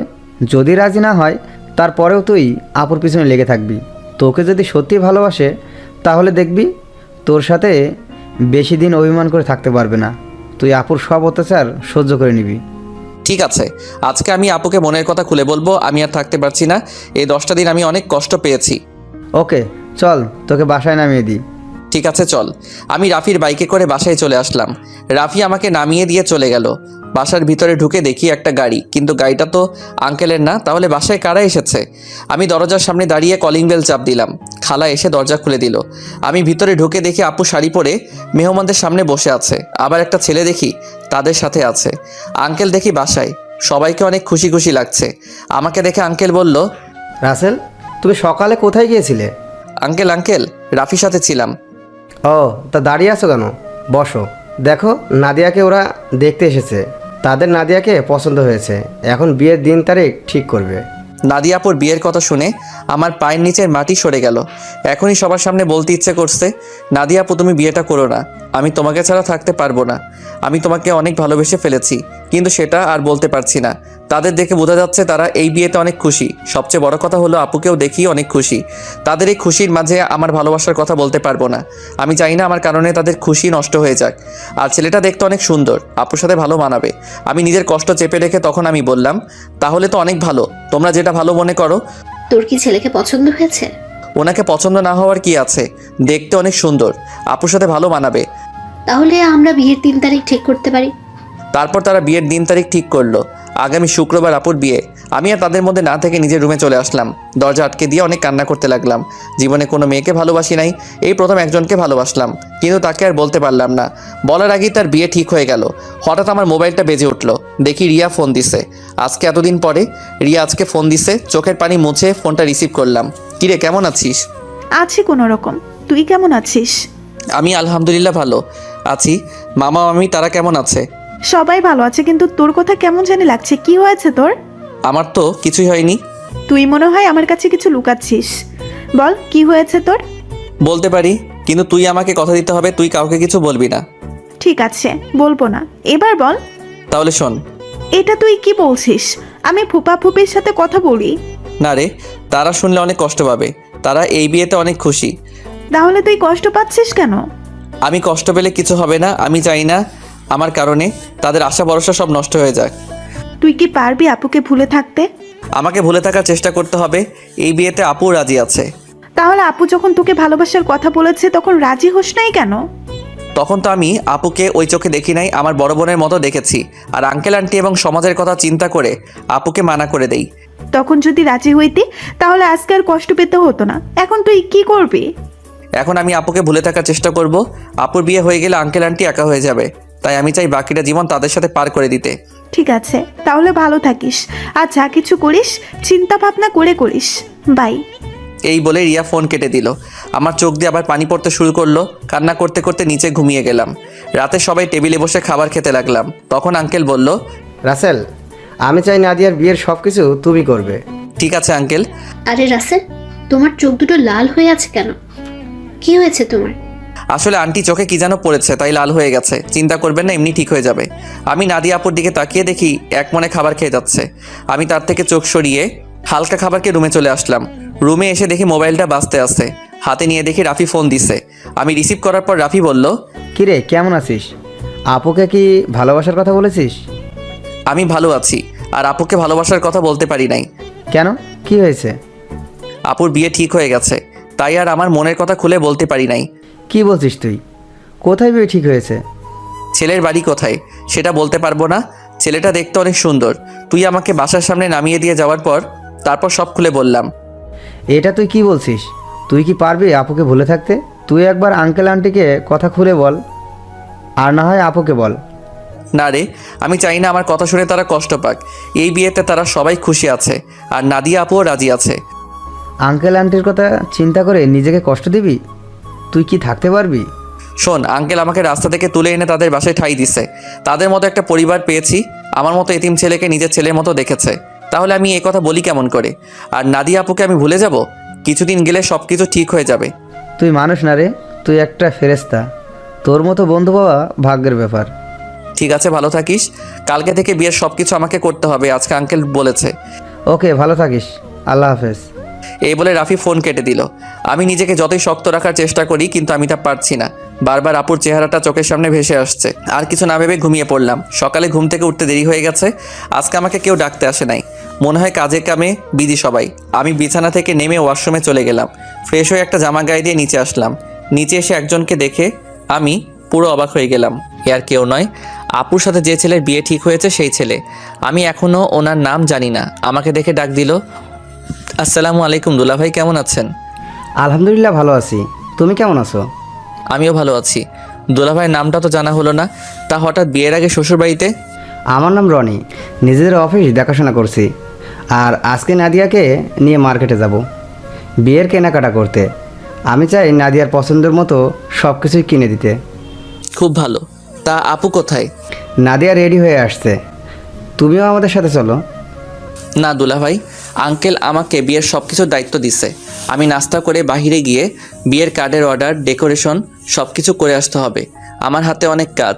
আপনি আপুকে নিয়ে যান। তোমার যখন কাজ আছে তাহলে তো আর জোর করা যাবে না। চলুন, নাস্তা করবেন। আমি বাসা থেকে করে এসেছি, তুমি করে নাও। ঠিক আছে বলে নাস্তার টেবিলে চলে আসলাম। খালা আমাকে নাস্তা দিয়ে গেল। হঠাৎ সিঁড়ির উপর চোখ গেল। দেখি আপু সুন্দরভাবে সেজে গুজে নিচে নামছে। আপুকে দেখতে অনেক সুন্দর লাগছে। আপু আমার দিকে তাকাতে আমি চোখ সরিয়ে নিলাম। তারপর তারা দুজনে বাসা থেকে বেরিয়ে গেল। আমি হালকা নাস্তা করে বাসা থেকে বেরিয়ে রিক্সা নিয়ে রাফিদের বাসার সামনে চলে আসলাম। ভাড়া মিটিয়ে কলিং বেল চাপ দিলাম। কিছুক্ষণ পর রাফির আম্মু দরজা খুলে দিল। আসসালামু আলাইকুম আম্মু, কেমন আছো? আম্মু, কাজে অনেক বিজি ছিলাম, তাই তোমার সাথে দেখা করতে পারি নাই। প্লিজ আম্মু, তুমি আমার উপর রাগ করে থেকো না। আম্মু আমাকে জড়িয়ে ধরে কপালে 2টা চুমু দিল। তারপর বলল, এতদিন পর তোর এই আম্মুর কথা মনে পড়েছে? সরি আম্মু, আমার ভুল হয়ে গেছে, আর কখনো এমন ভুল করব না। ঠিক আছে, এখন ভেতরে আয়। রাফি তার রুমে আছে, তুই ওর রুমে যা, আর আমি কফি পাঠিয়ে দিচ্ছি। ঠিক আছে আম্মু। আমি ভিতরে ঢুকে উপরে রাফির রুমে যেতে লাগলাম। এবার আপনাদের বলি, রাফির আম্মু জানে আমার আব্বু আম্মু নেই, আমি একটা এতিম ছেলে। তখন রাফির আম্মু আমাকে বলে, কে বলেছে তোর আব্বু আম্মু নেই? আজকে আমি তোর আম্মু। এখন থেকে আমাকে আম্মু বলে ডাকবি। এখন আমার 2 ছেলে। এরপর থেকে রাফির আম্মুকে আমি আম্মু বলে ডাকি। রাফির রুমে এসে দেখি রাফি বিছানায় শুয়ে মোবাইল টিপতে আছে। আমাকে দেখে উঠে বসলো। কিরে, তুই কখন আসলি? এই তো কিছুক্ষণ আগে। তা তুই আসবি, আমাকে তো বললি না। আমি তো এমনি আসি নাই। আপুর বিয়ের সব দায়িত্ব আঙ্কেল আমাকে দিছে। আমি তো একা একা সব কিছু করতে পারবো না, তাই তোকে নিয়ে সব কিছু করব। নিজের ভালোবাসার মানুষের বিয়ের সব দায়িত্ব পালন করবি? তোর কি একটুও কষ্ট হচ্ছে না? কষ্ট হলে তো কিছুই করার নেই। আঙ্কেল আন্টির সুখের জন্য আমি সব কিছু করতে রাজি আছি। এখন তাড়াতাড়ি রেডি হয়ে নে। হাতে অনেক কাজ আছে। ঠিক আছে, তুই বস, আমি ফ্রেশ হয়ে আসছি। এটা বলে রাফি ওয়াশরুমে ঢুকে ফ্রেশ হয়ে আসলো। আম্মু এসে আমাদের কফি দিয়ে গেল। দুজনে কফি খেয়ে আম্মুর রুম থেকে বিদায় নিয়ে বাহিরে চলে আসলাম। বাইক নিয়ে দুজনে বেরিয়ে পড়লাম। প্রথমে বিয়ের কার্ডের অর্ডার দিলাম, তারপর বাকি যে কাজ ছিল সব কিছুর কাজ সেরে বাসায় চলে আসলাম। রাফি আমাকে বাসার সামনে নামিয়ে দিয়ে চলে গেল। আমি বাসার ভিতরে ঢুকে কলিং বেল চাপ দেওয়ার পর খালা এসে দরজা খুলে দিল। সব কাজ শেষ করে আসতে সন্ধ্যা হয়ে গেছে। আমি আর বাহিরে দুপুরে খাবার খেলাম। ভিতরে ঢুকে দেখি আঙ্কেল আন্টি সোফায় বসে কফি খাচ্ছে আর কথা বলছে। আমাকে দেখে আঙ্কেল ডাক দিল। আমি গিয়ে তাদের পাশে বসলাম। রাসেল, সব কাজ কি শেষ? জি আঙ্কেল, কালকে সকালে ডেকোরেশনের সব লোক মালপত্র নিয়ে চলে আসবে, আর বিয়ের কার্ড কালকে বিকালে নিয়ে আসতে বলেছে। ফুলের লোক গায়ে হলুদের দিন সকালে আসবে। ঠিক আছে, তুমি এখন রুমে গিয়ে ফ্রেশ হয়ে কিছুক্ষণ রেস্ট নাও, কালকে আবার কাজে লেগে পড়তে হবে। ঠিক আছে আঙ্কেল, এই বলে নিজের রুমে চলে আসলাম। ওয়াশরুমে ঢুকে ফ্রেশ হয়ে বিছানায় শুয়ে পড়লাম। রাতে খাবার খাওয়ার জন্য খালা ডেকে গেছে, তাই বিছানা থেকে উঠে নিচে চলে আসলাম। টেবিলের সামনে গিয়ে দেখি আঙ্কেল আন্টি আর আপু বসে আছে। আমি একটা চেয়ার টেনে বসলাম। আন্টি খাবার বেড়ে দিল। আপুর দিকে তাকিয়ে দেখি এক মনে খাবার খেয়ে যাচ্ছে। আমার দিকে একটাবার তাকালো না। আমি খাবার খেয়ে নিজের রুমে চলে আসলাম। তারপর বিছানায় শুয়ে পড়লাম। পরের দিন বিকালে বিয়ের কার্ড নিয়ে আসলাম। তখন আমি আঙ্কেলকে বললাম, আঙ্কেল বিয়ের কার্ডগুলো কি করব? তোমার বন্ধু বান্ধব কতজন আছে তাদের একটা করে দিয়ে আসো, আমি কিছু রাখছি, আর বাকিগুলো নাদিয়াকে দিয়ে আয়। আঙ্কেল আমার তেমন বন্ধু নেই, আমার একমাত্র বন্ধু রাফি এবং তার পরিবার। ঠিক আছে, তাদের বিয়ের কার্ড দিয়ে এসো, আমি কিছু রাখছি, বাকিগুলো নাদিয়াকে দিয়ে আয়। আঙ্কেল কিছু কার্ড রাখলো। বাকিগুলো নিয়ে আপুর রুমের সামনে গেলাম। বাহির থেকে বললাম, আপু ভিতরে আসতে পারি? আয়। আমি ভিতরে ঢুকে দেখি আপু বিছানায় বসে আছে, কিন্তু অবাক করার বিষয় হলো আপুর চোখ দুটো লাল হয়ে আছে। আমাকে দেখে বলল, কেন এসেছিস? আসলে আপু, আঙ্কেল বলেছে বিয়ের কার্ডগুলো তোমাকে দিতে, তোমার বন্ধু বান্ধবকে দেওয়ার জন্য। ঠিক আছে, রেখে যা। আমি বিছানার উপরে কার্ডগুলো রেখে যেই না রুম থেকে বেরিয়ে যাব, তখন আপু আমাকে পিছন থেকে জড়িয়ে ধরে কান্না করে দিল। আমি আপুকে আমার দিকে ঘুরিয়ে বললাম, আপু তুমি কান্না করছো কেন? তুই কি মানুষ নাকি অন্য কিছু? আপু হঠাৎ এই কথা বললে কেন? আমাকে রিয়া ফোন করে সব বলে দিছে। তুই আমাকে ভালোবাসার কথা বললি না কেন? আমি তোমাকে যেদিন বলতে যাব সেদিন দেখি তোমাকে ছেলেপক্ষ দেখতে এসেছে, তাই আর বলি নাই। তুই তো আমাকে একটাবার বলে দেখতি, তোকে আমি এখনো অনেক ভালোবাসি। সেটা আর কখনো সম্ভব না। তোমার বিয়ে ঠিক হয়ে গেছে। এই বিয়েতে আঙ্কেল আন্টি অনেক খুশি। আমি চাই না তাদের মনে কষ্ট দিতে। তুই মা বাবার সুখের কথা চিন্তা করে নিজের ভালোবাসা কোরবানি করে দিবি? এছাড়া আমার কোনো উপায় নেই। ঠিক আছে, তুই যখন মা বাবার সুখের কথা চিন্তা করে আমাকে বিয়ে করবি না, তাহলে আমি রনিকে বিয়ে করব, কিন্তু কখনো রনিকে স্বামীর অধিকার দিব না। আমি তোকে ভালোবাসি আর সারা জীবন বেঁচে যাব। আপু তুমি এমন পাগলামি করো না। আমাকে তুমি ভুলে যাও। নিজের বাবা মার কথা একটাবার চিন্তা করো। তোমার এই বিয়েতে তারা অনেক খুশি। তুই আমার রুম থেকে বেরিয়ে যা। যে ছেলে নিজের ভালোবাসার মানুষকে অন্য ছেলের হাতে তুলে দিতে রাজি আছে, সে কখনো কাউকে ভালোবাসতে পারে না। আমি আর কোনো কথা না বলে নিজের রুমে চলে আসলাম। নিজের চোখ দিয়ে 2 ফোঁটা পানি পড়ে গেল। আপু আমি তোমাকে অনেক ভালোবাসি। তুমি যদি আমার জায়গায় হতে তাহলে তুমি তাই করতে। আমার কিছু করার নেই। দেখতে দেখতে বিয়ের দিন চলে এসেছে। আপুর বিয়েতে সবাই এসেছে। আজকে আপুর গায়ে হলুদ। আপুকে স্টেজে আনা হয়েছে। এক এক করে সবাই আপুকে হলুদ লাগাতে লাগলো। আমি একটু দূরে দাঁড়িয়ে দাঁড়িয়ে দেখতে লাগলাম। হলুদ শাড়িতে আপুকে অনেক সুন্দর লাগছে, যেন একটা পরী সামনে বসে আছে। রিয়া আমার সামনে এসে বলল, কি রে, এখানে দাঁড়িয়ে আছিস কেন? এমনি দাঁড়িয়ে আছি। তুই কি মনে করেছিস আমি কিছু বুঝি না? এখনো সময় আছে, তুই মামা মামিকে সবকিছু খুলে বল। না রে, আমি চাই না তাদের মনে কষ্ট দিতে। তোর কি কষ্ট হচ্ছে না? আমি চুপ হয়ে গেলাম। মনে মনে বললাম, আমার ভিতরটা ফেটে যাচ্ছে, কিন্তু আমি এখন কি করব? আমাকে চুপ থাকতে দেখে রিয়া আবার বলল, কি রে, কথা বলছিস না কেন? আমার ভালো লাগছে না, তুই আমাকে একটু একা থাকতে দে। রিয়া আর কোনো কথা না বলে চলে গেল। হঠাৎ আঙ্কেল আমার সামনে এসে বলল, কী ব্যাপার রাসেল, তুমি এখানে দাঁড়িয়ে আছো কেন? যাও নাদিয়াকে হলুদ লাগিয়ে দিয়ে আসো। যাচ্ছি আঙ্কেল। বলে স্টেজে উঠে নাদিয়া আপুর সাথে বসলাম। আপু আমার দিকে করুণ চোখে তাকালো। আমি একটু হলুদ আপুর গালে লাগিয়ে দিলাম, তারপর মিষ্টি আপুর মুখের সামনে ধরলাম, কিন্তু আপু খাচ্ছে না, আমার দিকে তাকিয়ে আছে। তখন আন্টি বলল, কি রে নাদিয়া, রাসেল তোর মুখের সামনে মিষ্টি ধরে রেখেছে, তুই খাসনি কেন? আন্টির কথা শুনে আপু হালকা একটু মিষ্টি খেলো। তারপর আপু আমাকে একটু মিষ্টি খাইয়ে দিল। আমি আর বসে না থেকে ছাদে চলে গেলাম। অনেক কষ্টে আপুর সামনে চোখের পানি আটকে রেখেছি। ছাদের কিনারে দাঁড়িয়ে কান্না করতে লাগলাম। আজকের রাতটা পার হলে কালকে আপুর বিয়ে হয়ে যাবে। নিজের চোখের সামনে কিভাবে দেখবো আপুর বিয়ে? আমার চোখের পানি কোনো বাধা মানছে না, অঝোর ধারায় পানি পড়তে লাগলো। ছাদে কতক্ষণ ছিলাম বলতে পারবো না। আমার একটা জিনিস কিছুতেই মাথায় ঢুকছে না, রাফিক আজকে গায়ে হলুদ হয়ে দেখলাম না, ও কোথায়? আমাকে তো বলেছে সন্ধ্যার পরে চলে আসবে, আম্মু আব্বু তারা এসেছে, কিন্তু তাকে দেখলাম না। পকেট থেকে মোবাইল বের করে রাফিকে ফোন দিলাম, কিন্তু তার মোবাইল বন্ধ বলছে। আমি আর কিছু না ভেবে নিচু নামতে যাব, হঠাৎ ছাদে কারো আসার শব্দ পেলাম। নিচের দিকে তাকিয়ে দেখি আপু ছাদের দিকে আসছে। আপু আমাকে দেখে হাত ধরে টেনে ছাদের কিনারে নিয়ে আসলো। তখন আপু বলল, নিজেকে এত কষ্ট দিচ্ছিস কেন? রাসেল, এখনো সময় আছে। তুই আব্বু আম্মুকে সবকিছু খুলে বল। তুই যদি বলতে ভয় পাস তাহলে আমি বলি। না আপু, তুমি এই কাজগুলো কখনো করবে না, তারা শুনলে অনেক কষ্ট পাবে। আমি চাই না তারা আমার কথা শুনে কষ্ট পাক। তুই কি পারবি আমাকে ছেড়ে থাকতে? আমাকে পারতেই হবে। রাসেল, শেষবারের মতন আমার একটা কথা রাখবি? কি কথা বলো? তুই কালকে আমার সামনে আসিস না। আমি তোকে সামনে দেখলে কবুল বলতে পারবো না। ঠিক আছে, আমি তোমার সামনে থাকবো না। আমাকে জড়িয়ে ধরে একটা কিস করবি। কালকের পর তো অন্য পুরুষের সাথে থাকতে হবে। এখানে অন্য পুরুষ কোথায় থেকে আসলো? সে তো হবে তোমার স্বামী। কিন্তু আমি তো তাকে কখনো স্বামী হিসেবে মানবো না। আমি শুধু তোকে ভালোবাসি। প্লিজ আপু, তুমি আমাকে ভুলে যাও, স্বামী সংসার নিয়ে নতুন জীবন শুরু করো। আমি কখনো তোকে ছাড়া নতুন জীবন শুরু করতে পারবো না। আপু, তোমাকে আমার কসম দিয়ে বলছি, তুমি আঙ্কেল আন্টির মনে কষ্ট দিও না। সব বাবা মা চায় তার মেয়ে যেন সুখে থাকে। ঠিক আছে, তুই যা বলছিস তাই হবে। এখন আমাকে শেষবারের মতন জড়িয়ে ধরে একটা কিস কর। তোর কাছে এটাই আমার শেষ চাওয়া। আপু, তোমাকে জড়িয়ে ধরতে পারবো, কিন্তু কিস করতে পারবো না। এটা একমাত্র তোমার স্বামীর অধিকার। ঠিক আছে, তাহলে জড়িয়ে ধর। আমি আপুকে জড়িয়ে ধরলাম। আপু শুধু চোখের পানি ফেলছে। আমাকে কিছুক্ষণ জড়িয়ে ধরে নিচে নেমে গেল। পরের দিন আমি কাজে বিজি থাকতে শুরু করলাম, সব কিছু ঠিকঠাক মতো দেখিয়ে দিতে লাগলাম। কিছুক্ষণ পর আম্মু আমার সামনে আসলো। কি রে রাসেল, তোকে গতকাল থেকে ঠিকভাবে দেখতে পাচ্ছি না। আসলে আম্মু, আপুর বিয়ের সব দায়িত্ব আমার হাতে, তাই কাজে কামে এদিক ওদিক দৌড়াতেছিলাম। তোর চোখ দুটো লাল হয়ে আছে, কি হয়েছে তোর? আমার কিছু হয়নি আম্মু, এমনি রাতে একটু ঘুম কম হয়েছে। বেশি রাতে ঘুমাইছি তো, আবার সকাল সকাল ঘুম থেকে উঠে কাজে লেগে পড়ছি। ঠিক আছে, তুই থাক, আম্মু ভেতরে যাচ্ছি। ওকে আম্মু। আচ্ছা আম্মু, রাফি কোথায়? গতকাল থেকে রাফিকে দেখছি না, ওর মোবাইল বন্ধ। আমাকে তো বলছে তার কি একটা কাজ আছে, তাই সে আসতে পারবে না, কিন্তু আজকে দুপুরে চলে আসবে বলেছে। মোবাইল বন্ধ কেন সেটা তো বলতে পারবো না। ও, আম্মু আর কোনো কথা না বলে চলে গেল। আমি আবার কাজে লেগে পড়লাম।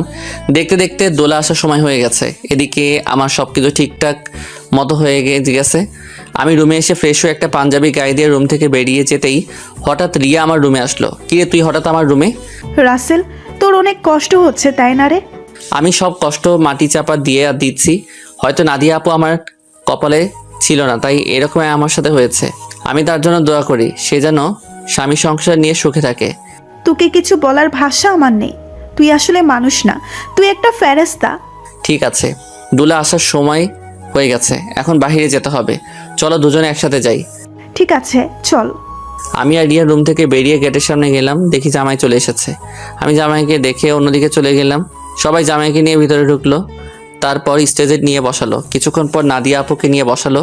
আজকে আপুকে লাল বেনারসিতে অনেক সুন্দর লাগছে। আপুকে জামাইয়ের সাথে বসানো হলো, আর তারপর দিকে তাকাতে লাগলো, হয়তো আমাকে খুঁজতে আসে, কিন্তু আমি লুকিয়ে লুকিয়ে তাকে দেখছি। কিছুক্ষণ পর কাজে এসে বিয়ে পড়াতে কিছুক্ষণ যখন নাদিয়া আপুকে কবুল বলতে বললো, তখন আপু চুপ করে আছে। সবাই আপুকে বলছে কবুল বলার জন্য, কিন্তু আপু বলছে না। যেই না আপু সবার জোরাজোরিতে কবুল বলতে যাবে, তখন হঠাৎ রাফি কোথা থেকে এসে বলল, এই বিয়ে বন্ধ করুন। কী হয়েছে রাফি, তুমি বিয়ে বন্ধ করতে বললে কেন? আপনারা যার সাথে আপুকে বিয়ে দিচ্ছেন তার সম্বন্ধে ভালো করে খোঁজখবর নিয়েছেন? কি বলতে চাও তুমি? সবাই তো বলছে ছেলে ভালো। এই ছেলে ভালো না, ও একটা মেয়েকে বিয়ে করবে বলে তার সব কিছু কেড়ে নিয়েছে। তোমার কাছে কি প্রমাণ আছে যে রনি খারাপ ছেলে? আমি জানতাম আপনারা এটাই বলবেন, তাই তো ওই মেয়েকে সাথে করে নিয়ে এসেছি। কোথায় আপু, সামনে আসো। রাফির কথা শুনে একটা মেয়ে সবার সামনে আসলো। মেয়েটাকে দেখে রনির চোখ বড় বড় হয়ে গেল। তখন রাফি বলল, বোন, তুমি সবার কাছে সত্যিটা খুলে বলো। আমার নাম মিম। রনি আর আমার 1 বছরের সম্পর্ক। সে আমাকে বিয়ে করবে বলে আমার সব কিছু কেড়ে নিয়ে গেছে। কিছুদিন আগে সে আমাকে বলে তাকে ভুলে যেতে, আর নাকি তার অন্য জায়গায় বিয়ে ঠিক হয়েছে। আমার সাথে নাকি প্রেমের অভিনয় করেছে। আমার ছেলে যে তোমার সাথে খারাপ কিছু করেছে তার কি প্রমাণ আছে? আমার মোবাইলে আমার আর রনির একসাথে ছবি আছে। এবং কিছু নেগেটিভ ছবিও আছে, চাইলে দেখতে পারেন। বলে মোবাইলটা রনির বাবার হাতে দিল। তখন রনির আব্বু বলল, আমি তোমাদের দুজনের ছবি শুধু দেখেছি, আর ওগুলো দেখতে চাই না। রহমান সাহেব, আপনি আমাকে ক্ষমা করে দিন। আমি জানতাম না আমার ছেলে এতটা খারাপ। যদি জানতাম তাহলে কখনোই আপনার মেয়ের জন্য বিয়ের প্রস্তাব নিয়ে আসতাম না। আমি আজকে ওদের দুজনকে বিয়ে দিব। পারলে আমাকে মাফ করে দিবেন। এই বলে রনির বাবা মিম এবং রনিকে নিয়ে তারা বাসা থেকে বেরিয়ে গেল। সবাই এখন চিন্তা করছে নাদিয়ার কি হবে। তখন আঙ্কেল বলল, এখন আমার মেয়েটার কি হবে? এখন ওকে কে বিয়ে করবে? তখন রাফি আর রিয়া আঙ্কেলের সামনে গিয়ে বলল, আঙ্কেল, আপনি কোনো চিন্তা করবেন না, আপুর বিয়ে আজকে এবং এখনই হবে। তুমি কি বলছো রাফি? আমার মেয়েকে বিয়ে করবে? সে আর কেউ নয়, আমি রাসেলের কথা বলছি। রাসেল আর নাদিয়া আপু দুজনকে পাগলের মতো ভালোবাসে। শুধু আপনাদের সুখের কথা চিন্তা করে নিজের ভালোবাসা কোরবানি দিতে চেয়েছে। কারণ মামা, তুমি ওকে রাস্তা থেকে তুলে এনে নিজের বাসায় ঠাঁই দিছো, তাই তোমাদের নুন খেয়ে তোমাদের মনে কষ্ট দিতে চায়নি। আমি আপনাকে সব কিছু খুলে বলি। আঙ্কেল রাফির কথা শুনে আমার সামনে এসে ঠাস করে একটা থাপ্পড় মেরে বলতে লাগলো, নিজেকে খুব মহান মনে করছিস, তাই না? আমি কি কখনো তোর চাওয়া পাওয়া অপূর্ণ করেছি? তোকে আমি বাইরের ছেলে মনে করেছি? তুই কেন এমন করছিস? আমি তোমাদের সাথে প্রতারণা করতে পারবো না। আমি আপনাদের দুজনকে সবসময় নিজের মা বাবার মতো দেখে এসেছি। আমি একটা এতিম ছেলেকে ঠাঁই দিয়ে নতুন জীবন দিয়েছেন। আমি কি করে আপনাদের মনে কষ্ট দেই?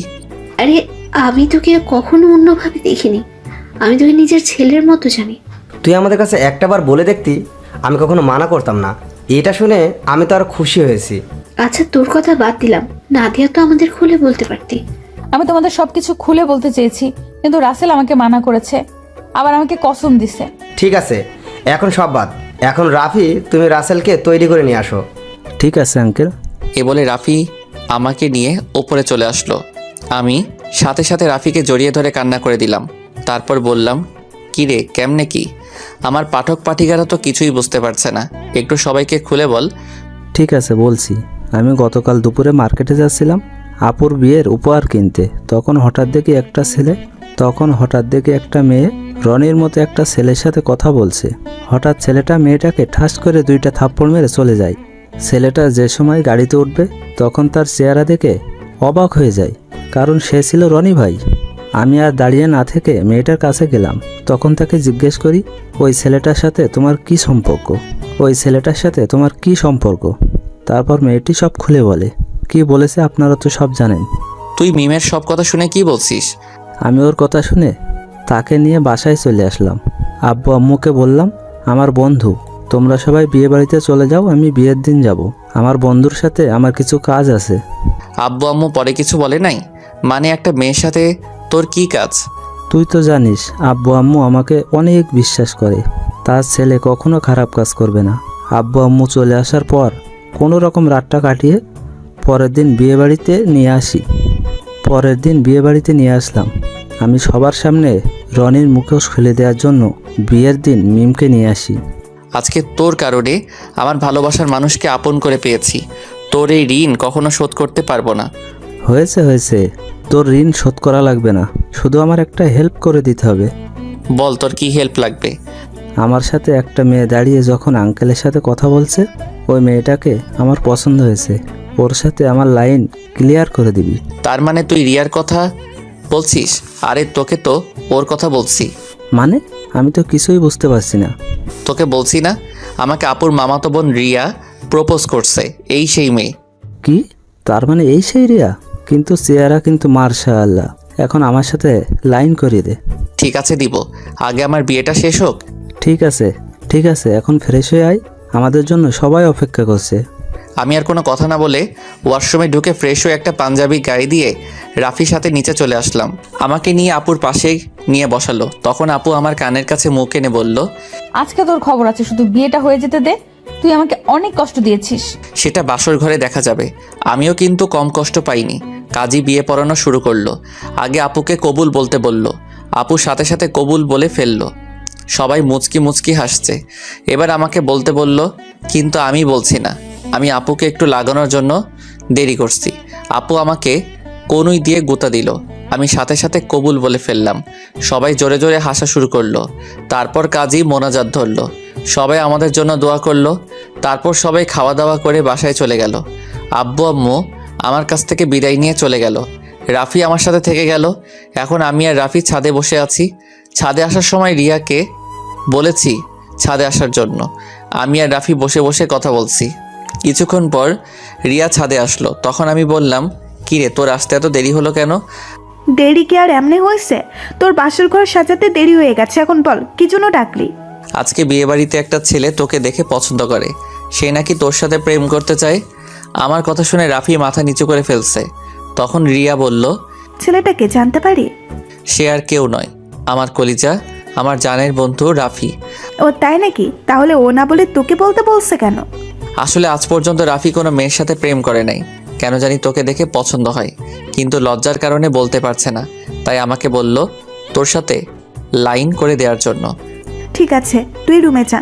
আপু রুমে তোর জন্য অপেক্ষা করছে, বাসর ঘরে। আমার অনেক ভয় করছে রে। এত ভয় কিসের? বিড়ালটা ঠিক মতো মারিস। ওই এই বিড়াল আবার কোথায় থেকে আসলো? সেটা বাসর ঘরে গেলে আপু তোকে দেখিয়ে দিবে। এখন তুই যা, আমি ওর সাথে কথা বলবো। আচ্ছা ঠিক আছে, যাচ্ছি। আমার বন্ধুর যেন কিছু না হয়, তাহলে কিন্তু তোর মাথা ফাটিয়ে ফেলবো।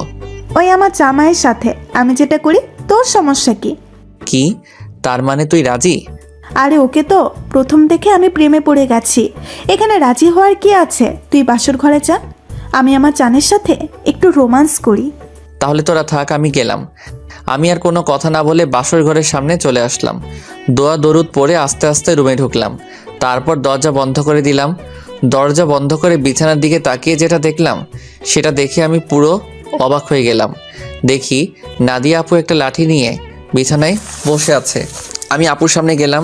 তখন আমি বললাম, আপু তুমি লাঠি নিয়ে বসে আছো কেন? ঠাস করে একটা বাড়ি মেরে দিল। তখন আমি বললাম, তুমি আমাকে মারলে কেন? প্রথমে আপু বললি কেন? আপুকে আপু বলবো না তো কি বলবো?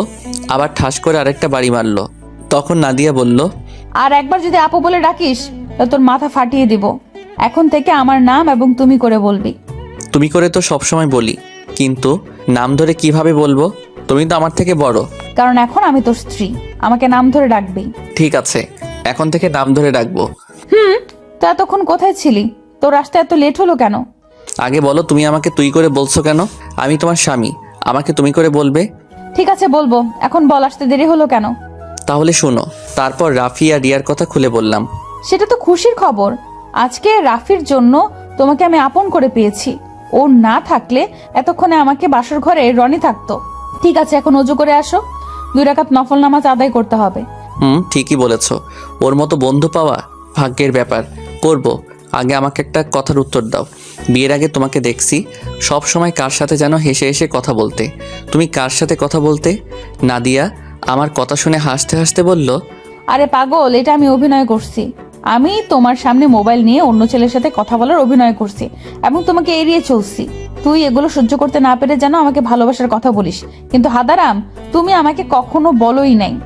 কিছুদিন দেখার পর যখন তোমার রিয়াকশন দেখলাম না, তারপরে ছেলেকে বিয়ে করতে রাজি হয়ে যাই। তারপর কি হলো তুমি তো জানো। আমারটা আর কি শুনবে?